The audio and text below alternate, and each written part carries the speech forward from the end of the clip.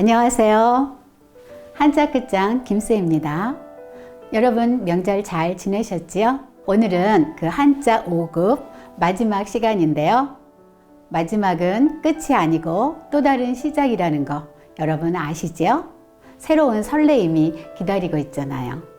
그럼 우리 오늘 그 마지막을 장식해 볼까요? 밭전자로 시작을 합니다. 시청하시기 전에 엄지척 한번 꾹 눌러주세요. 이 밭전자는요, 농경지를 하늘에서 내려다본 모양이에요.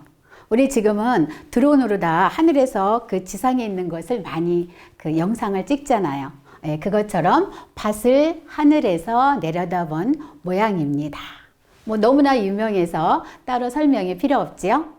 밭이 있으면 논도 있겠지요. 논은 어떻게 생겼을까요? 밭하고 똑같이 생겼죠? 그런데 어떻게 해요? 이 위에, 밭 위에 물이 있어요. 우리는 이것을 논을 의미해서 논답이라고 합니다.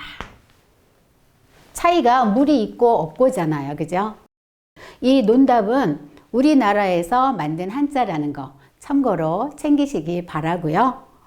그 다음에 또 요자와 나왔으니까 말씀드리는데 또 아주 헷갈리기 쉬운 자가 있습니다.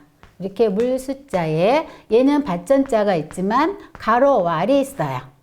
이 자는 무슨 자일까요? 네, 맞습니다. 유창할 답이라고 해요. 말하고 관련이 있죠? 물이 흐르는 것처럼 말을 너무나 유창하게 잘하는 거예요. 그래서 유창할 답이라고 합니다. 이 밭전자와 관련해서 우리 아전인수라고 하는 사자성어를 가져가 볼까요? 자기만을 생각하는 아주 이기적인 그런 행동을 우리는 아전인수라고 하죠. 네, 아전인수보다는 또 역지사지라고 해서 상대방의 입장에서 생각해 보는 것도 참 좋을 것 같습니다. 우리가 다음으로 살펴볼 한자는 몸체자가 되겠습니다. 이 뼈 골자와 풍성할 풍자의 결합이 몸체자가 되죠. 이 뼈골은 우리의 뼈는 그 살로 이루어졌잖아요. 그런 뜻이고 이 풍성하다고 하는 것은 이 제사 지나는 제기 그릇 위에 음식이 풍성하게 담긴 모양이죠. 하여 우리의 이 몸은 뼈가 풍성하게 살로 붙어 있다 라고 하는 의미에서 몸체자가 되겠습니다. 우리 몸이 튼튼해야 다른 내가 하고자 하는 일을 할 수가 있잖아요. 체력을 건강하게 해야 되겠습니다. 체력은 국력이다라고 하는 말도 있잖아요. 몸이 건강한 게 가장 최고죠. 다음으로 살펴볼 한자는 친할 친자가 되겠습니다. 설립자에 나무 목자, 볼견자가 결합이 돼서 우리는 친할친 또는 어버이친 이렇게 이야기를 하지요. 나무 위에 올라가서 멀리 자식이 오는지를 바라본다 해서 얘가 이제 그 어버이친을 의미하게 되는데요.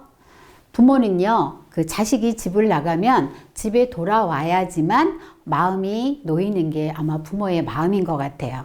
그런 뜻에서 이런 의미가 나왔겠지요. 그리고 이제 친하다고 할 때는 우리가 친구라고 할 때 이 친할 친자를 쓰게 됩니다. 오랜 사귄 벗을 갖다 우리는 친구라고 하잖아요. 우리가 양친하게 되면 어버이와 어머니를 의미하는 한자어가 되겠네요. 우리가 다음으로 살펴볼 한자는 단일 행자인데요. 이 절을 자축거릴 척, 그 다음에 자축거릴 촉이라고 합니다.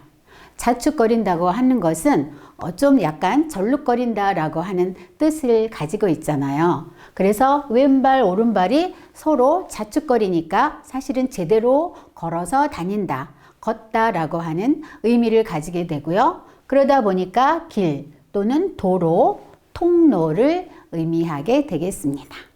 그리고 또 여기에는 그 사거리라고 하는 의미도 들어있어요. 우리 여러분 그 신호등 건널 때 그 사거리가 있지 않습니까? 그 신호등의 사거리를 의미하는 그 뜻도 여기에 들어 있습니다. 그래서 단일행, 길, 도로, 통로를 의미한다는 거. 같이 챙기시고요. 그리고 또 이 자에는요, 우리가 그 학렬을 따질 때 학렬이라고 하는 의미도 갖고 있어요. 이 학렬이라고 하는 거는 그 친족 간의 촌수를 따질 때 그 학렬이라고 하잖아요. 야, 너 학렬이 어떻게 되냐? 오랜만에 친척들이 모이면 그 학렬을 서로 이렇게 이야기할 때가 있잖아요. 그럴 때 그 학렬을 의미한다는 거. 이 두 가지 뜻이 있거든요. 다니다와 그 다음에 그 학렬. 같이 챙기시기 바랍니다. 우리가 다음으로 살펴볼 한자는 화목할 화자가 되겠습니다. 여기 벼화자와 입구자의 결합이에요. 여기 벼화자는 벼뿐만이 아니고 곡식을 의미합니다.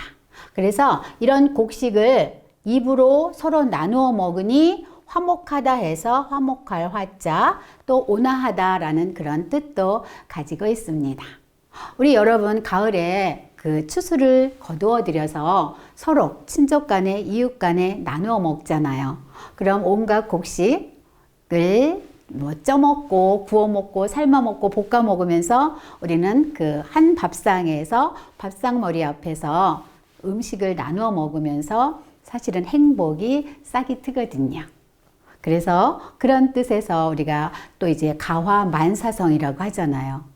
집에서 잘 돼야 모든 밖에서 만사가 잘 이루어진다라고 하는 그런 가화만사성도 같이 챙겨서 가져가시기 바랍니다.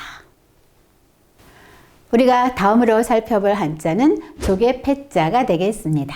이 조개패자는요, 여러분 시장에 가면 조개가 물속에 가만히 있으면 어떻게 돼요? 밖으로 자기 몸을 쭉 이렇게 내밀고 있잖아요. 그 모양을 보고 만든 게 바로 이 조개패자가 되겠습니다. 약간 그런 상상이 가시지요? 그 다음에 이 조개패자는 우리가 돈, 즉 재물하고 연관이 있습니다. 이 돈과 재물하고 연관이 있는데요. 왜 그런가 하면 아주 옛날에는 지금처럼 그렇게 그 화폐가 없었을 때에는 조개 껍데기를 가지고 화폐 대용으로 썼던 시절이 있었습니다.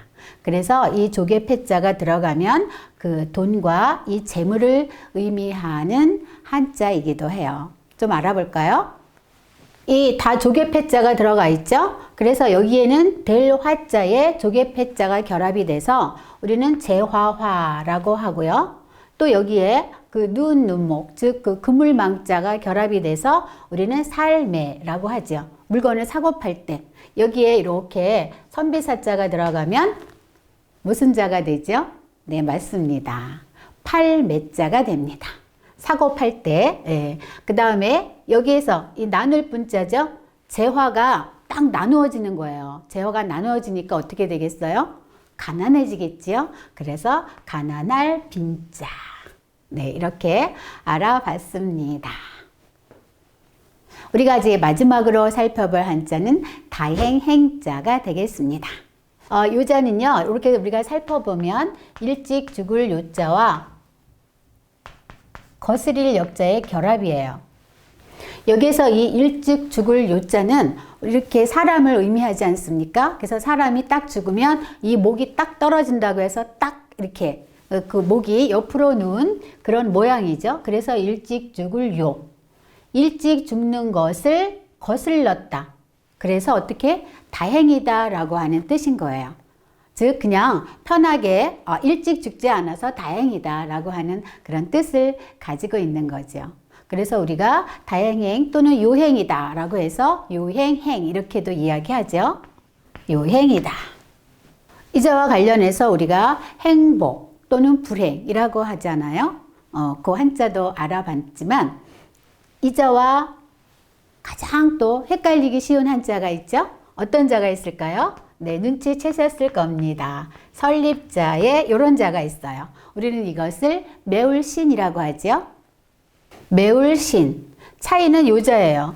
요자와 요 위에 있는 자가 사실 너무너무 헷갈려요. 한자 처음 배울 때 정말 헷갈리는 한자 중에 하나잖아요. 그런데 요거 이제 제 이야기 듣고 나면 절대 헷갈리지 않으실 겁니다. 요즘 이 자부터 한번 살펴볼까요? 이 매울 신자는 어디에 있습니까? 네, 신라면 라면 봉지 겉에 이 매울 신자가 쓰여져 있습니다. 또 그렇기도 하지만 그 편의점에 가면 여러분 우리 배고플 때 김밥과 컵라면을 사 먹잖아요. 맛있는 신라면. 그래서 어떻게 해요?